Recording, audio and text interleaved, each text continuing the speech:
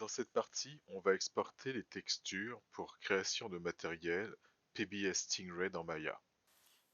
On va aller dans File et Export Texture. On va commencer par la configuration. Donc là, on a différents presets et celui qu'on utilise d'habitude, c'est celui-là. Mais pour ce qu'on veut faire, on aimerait avoir le Ambient Occlusion et on peut voir qu'il n'est pas présent. Et donc du coup, on va s'en créer un. Alors à partir de celui-là, on va pouvoir cliquer sur ce bouton-là qui va nous en faire une copie. Là, j'ai la copie et là, cette copie, je vais pouvoir la modifier. Donc j'ai double-cliqué ici pour pouvoir changer le nom. Alors PBR, je vais laisser le M et R pour indiquer que ça va être un Metal Roughness. Et là, c'est là que je vais pouvoir mettre PBS Stingray et peut-être un petit Maya à la fin. Parfait. Donc ça, c'est le nom. Ensuite, donc on a Roughness, métallique, normal, Base Color, on a Height et Emissive. Alors ces deux-là, on n'en a pas besoin, donc on les enlève. Ensuite, au niveau de la Base Color, on n'a pas vraiment besoin d'alpha étant donné qu'il n'y a pas de transparence dans notre objet. Donc du coup, je vais la recréer celle-là. Alors je vais d'abord copier le nom, comme on peut le voir ici. Et là, je vais l'effacer. Et ensuite, je me recrée une map, mais cette fois-ci, plutôt que d'avoir RGBA, je vais lui demander de prendre juste du RGB. Donc rouge, vert, bleu. Donc là, elle est créée. Ici, je vais y copier le nom. Donc ça va être son nom pour la base color. Et là, je vais indiquer qu'est-ce que je veux dedans. Et ce que je veux, c'est la base color que je vais glisser ici.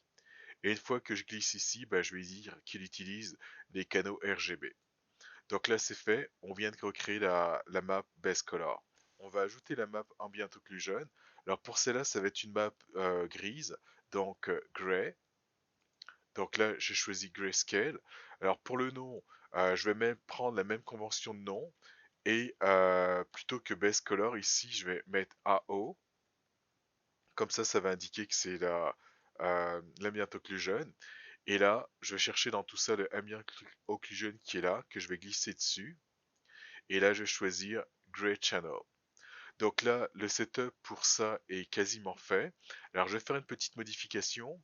Là, mesh, ça va être le nom de mon objet. Et là, mon objet, bah, je pense que c'est bouteille l'eau que j'ai importé dans Substance.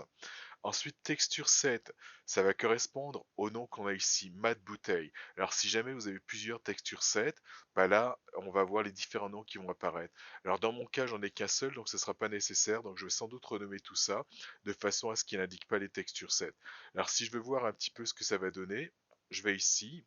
Là, la config, alors il va falloir que je prenne celle que je viens de créer, qui est là, Maya, et en cliquant ici, ben là, on peut voir le nom des textures que je vais avoir. Donc bouteille, low, mat, bouteille, roughness. Alors, donc je vais retourner dans la configuration comme j'ai dit, et là je vais changer encore les noms et enlever le $texture set. Ça, j'en ai pas besoin.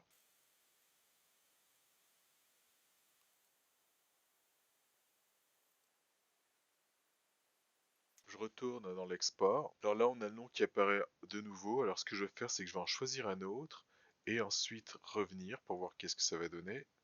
Et là, la mise à jour, elle s'est faite.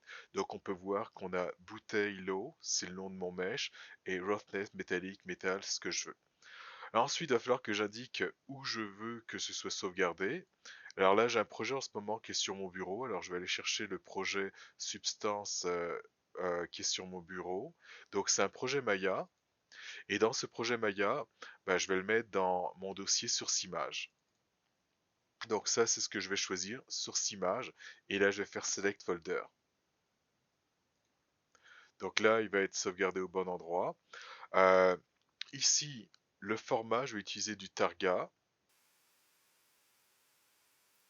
Ensuite, c'est ici que je vais pouvoir changer la résolution de ma texture. Donc si jamais vous avez travaillé, exemple, en 1024 et que plus tard vous voulez exporter en un plus grand format, ben, on peut le choisir ici.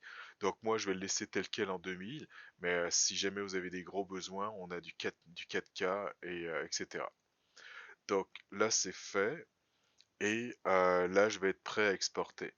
Donc, je vérifie une dernière fois, donc c'est au bon endroit, j'ai la bonne config, là j'ai les noms, et là je vais pouvoir faire export.